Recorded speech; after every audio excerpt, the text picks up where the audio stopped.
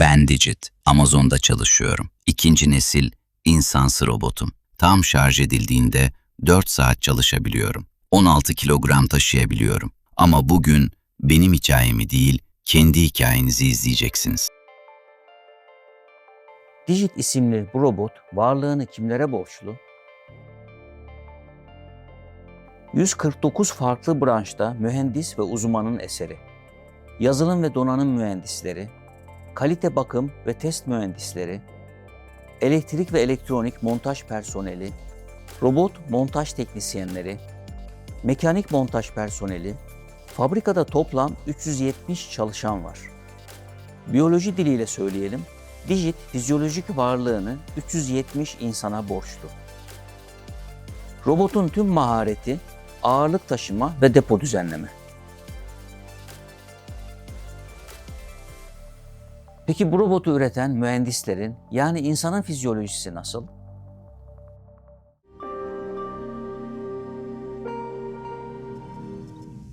İnsan vücudunun nasıl çalıştığını gösteren çok iyi bir animasyon var. Alman animasyon sanatçısı Henning Lederer yapmış. Vücudun işleyişi mekanik çizimlerle gösteriliyor. Burası göz.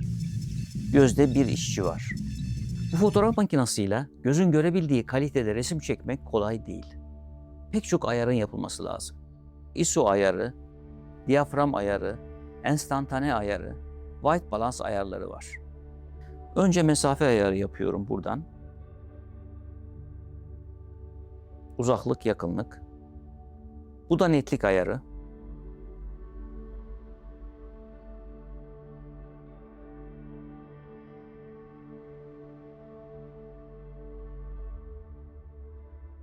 Masadaki çiçek şimdi flu. Uzaklığı ayarlıyorum. Netliği ayarlıyorum. Gözümüzde bu işlerin hepsi otomatik olarak yapılıyor. Baktığımız mesafeyi sürekli değiştiriyoruz. Ama hiçbir fluluk görünmüyor. Gözümü nereye çevirsem hiç haberim olmadan mesafe ayarı ve netlik ayarı yapılıyor. Gözdeki bu memur gelen görsel görüntüyü bilgiye dönüştürerek beyne iletiyor. İşitme kısmında bir memur var. Kulağa gelen ses titreşimlerini alıyor, ayırt ediyor ve sinir sistemi üzerinden bilgi olarak beyne iletiyor. Burası irade etme ve karar verme kısmı. Bu kısım karşılaşılan olayları muhakeme etme ve mantıklı sonuç çıkarma yeri.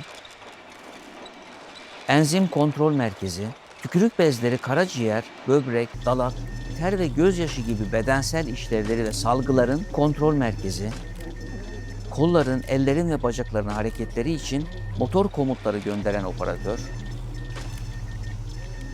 bu memur kandaki oksijen ve karbondioksit durumunu kontrol ediyor. Önünde oksijen ve karbondioksit göstergeleri var. Sinir kontrol merkezi, vücuttan gelen sinir mesajlarını merkeze, merkezden çıkan emirleri de vücuda yönlendiren santral memurları. En kritik organ vücudun motoru, kalp. Tüm vücudun kanla beslenmesini sağlıyor. Günde 7,5 ton kan pompalanıyor. Bu 7,5 tonluk bir su tankeri. Kalp her gün bu tankerin hacmi kadar kanı pompalıyor. Kalp beynimize 20 saniye kan pompalamasa bilincimizi kaybederiz, bayılırız. 4-5 dakika kan pompalamasa beyin ölümü gerçekleşir. Bu kadar kritik bir organ. Ve bu işlem hiç aksamadan sürüyor. Bu robotun enerjisi pillerle şarj oluyor, sonra iş yapıyor. Benzinli araba mazotla çalışmaz. Elektrikli araba benzinle çalışmaz. İnsan vücudu ise mucizevi bir makine. Binlerce farklı gıdayı yiyebiliyoruz. Ne yesek enerjiye dönüşüyor. İşlem şöyle başlıyor. Ağzımıza lokmayı alıyoruz ve ötesine karışmıyoruz. Tükürük memuru ne zaman ve ne kadar tükürük gönderileceğini kontrol ediyor. Bazı enzimler salgılıyor, sindirimi başlatıyor. Yiyeceklerin boğazdan aşağı inişini kolaylaştırıyor. Yemekler mideye geldi. Sindirim için hidroklorik asit ve 2 farklı enzim sıvısı püskürtülüyor. Midede hidroklorik asit üretiliyor. Bu hidroklorik asit derişik halde %33'lük. Midedeki asit bunun çok çok altında ama yine de çok etkili. Şimdi hidroklorik asiti suya ekleyelim.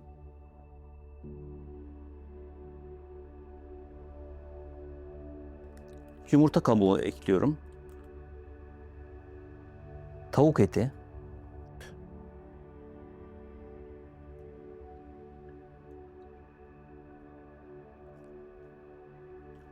Yumurta.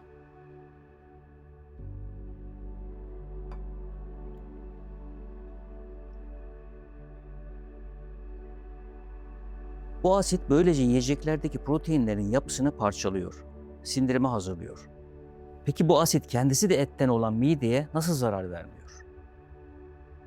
Mide kalın bir mukus tabakası ile kaplı. Mukusun içinde bikarbonat adlı madde var. Bu madde mide duvarına yaklaşan asiti nötralize ediyor. Çiğ eti bile sindiren mide asiti böylece kendini sindirmiyor.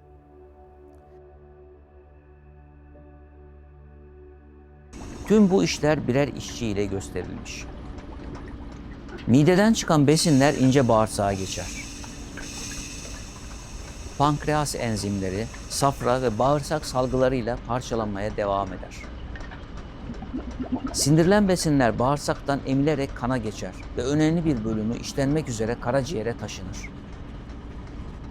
Karaciğerdeki işçiler kandan gelen glikozun işlenmesini ve depolanmasını temsil ediyor.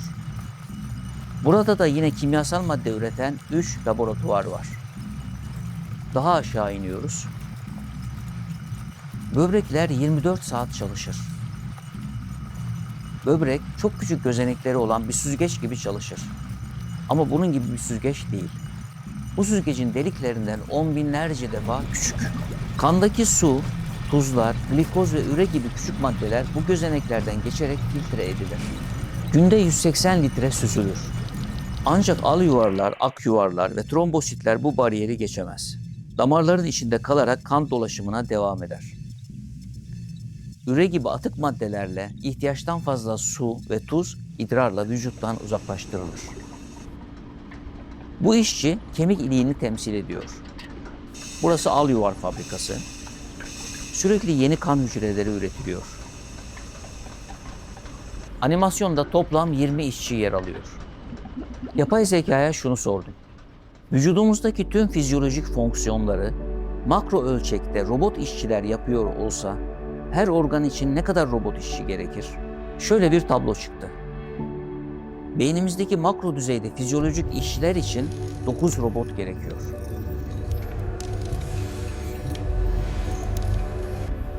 Kalbimizin çalışması için 4 robot işçi lazım. Karaciğerdeki işlemler ve enzim üretimleri için 4 robot işçi gerekiyor.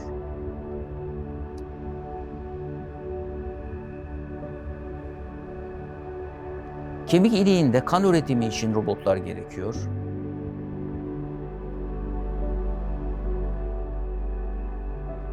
Tüm organlar için minimum 70 robot işçi gerekiyor. Bir de hücre çapındaki mikro işlemleri sordum. Yapay zeka özetle şunu diyor. Mesela her hücrede sadece taşıma işinden sorumlu 3 robot işçi var. Kinesin, dynein ve myosin. İşte bunlar gibi her insanda hücre organeli düzeyinde 660 trilyon robot işçi var. Ayrıca bir insanın canlılığını sürdürebilmesi için moleküler düzeyde 10 üzeri 22 robot işçi şart. Bu rakamlar yapay zekanın akademik yayınları ve biyoloji kitaplarını analiz ederek vardığı sonuç. İşte hücre bu kadar kompleks olduğu için ne üretimi ne de taklidi mümkün.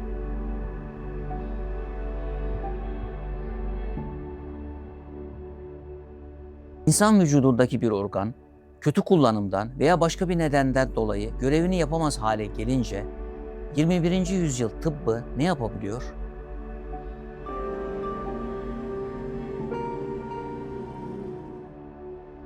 Gözlerimizde ileri derecede görme kaybı oluştu. Organik göz yapılabilir mi? Organik göz üretimi hayal edilemeyecek kadar zor. Diyelim ki gözün her yeri sağlam. Sadece retina tabakasında arıza var. Korneaya minik bir implant yerleştirilebiliyor.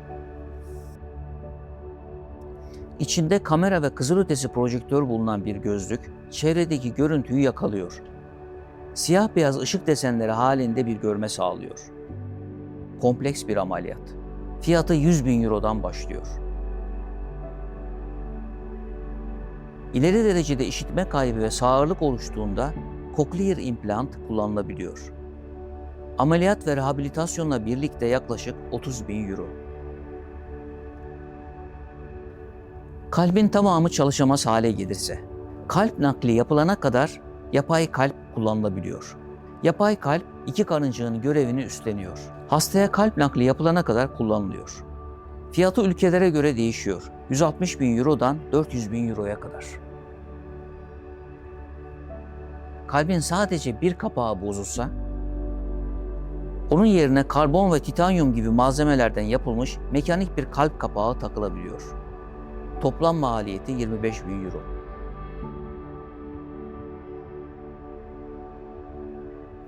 Diyelim ki böbrekler iflas etti. Böyle bir hasta istediği miktarda su içemez. İstediği her şeyi yiyemez. Haftada 3 gün hastaneye gidip 3-4 saat makineye bağlanması lazım. Evine diyaliz makinesi almak istese 17.000 Euro verip mobil bir diyaliz makinesi alabilir. Ama beraberinde doktor ve sağlık personeli gerekiyor. Pankreas insülin üretimi ve kan şekerinin kontrolü işini yapıyor. Pankreas çalışmıyorsa vücuda bilgisayarlı kontrol sistemi ve insülin pompası bağlanıyor. Bunun maliyeti yılda yaklaşık 6.500 Euro. Tabii pankreasın çoğu görevini yapamıyor. Şu hareketleri yapabilmenin maliyeti ne? Eller o kadar kıymetli ki. Kas sinyaliyle kontrol edilen biyonik el protezi yapılıyor. Basit hareketler yapıyor. Fiyatı 70.000 Euro. Gerçek elle kıyas bile edilemez. Bu ise kas sinyalleriyle çalışan protez ayak. 25.000 Euro. Bu protezler vücudumuzdaki hasarlı organları karşılamıyor. Ama yine de fiyatları böyle. Sizin yanınızda çok basit kaldım. Bir el protezi kadar sanat taşıyorum. Beni insanlar yarattı. Sizi kim yarattı? Doğrusu sizden daha çok merak ediyorum. Bir insanın en büyük zenginliği sağlığı. Bir organı kaybetmedikçe onun değerini asla anlamıyoruz. Sağlıklı bir yaşam sürerken bir insanın en büyük talihsizliği ne olabilir? Bu organları bize armağan eden Allah'a teşekkür etmemek. Korkunç bir talihsizlik. Bundan daha kötüsü ne olabilir? Daha kötüsü bu harikulade organları bize veren ve bize canlılık lütfeden Allah'ı tanımamak. Bu eşsiz organların rastgele, kendiliğinden, tesadüflerle oluştuğunu düşünebilmek.